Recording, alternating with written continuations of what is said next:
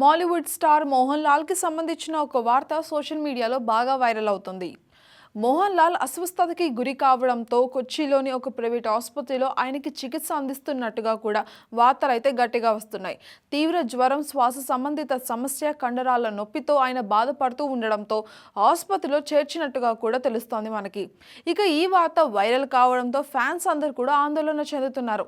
Mohan Lal health bulletin అంటూ ఒక photo social మీడియాలో వైరల్ కావడంతో ఇక ఈ విషయం బయటకైతే వచ్చింది. ఆ మెడికల్ సర్టిఫికేట్ పైన ఆగస్టు 16 తేదీ ఉంది. 64 ఏళ్ల మోహన్ లాల్ తీవ్ర జ్వరం, శ్వాస తీసుకోవడంతో ఇబ్బంది రావడంతో బాధపడుతున్నారని అందులో ఒక డాక్టర్ అయితే రాశారు. అలానే ఆయనకు వైరల్ రెస్పిరేటరీ ఇన్ఫెక్షన్ కూడా సోకినట్టుగా అనుమానిస్తున్నారు వాళ్ళు.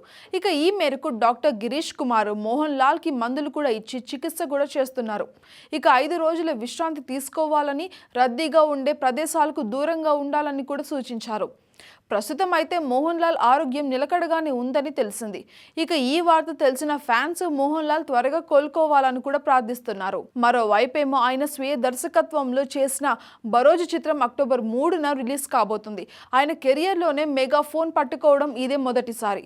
మరోవైపేమో Mohan Lal blockbuster cinema అయిన మణిచిత్ర తాలు రీ రిలీజ్ కాగా ఫ్యాన్స్ అందరూ కూడా బాగా ఎంజాయ్ చేస్తున్నారు. శోభనాతో కలిసి మోహన్ లాల్ చేసిన ఈ సినిమా అప్పట్లో సంచలన విజయాన్ని సాధించిందనే చెప్పాలి. చంద్రముఖి సినిమాకి ఇదే ఒరిజినల్ వర్షన్. ఈ సినిమాలో నటికి గాను శోభనాకి నేషనల్ అవార్డు కూడా దక్కింది.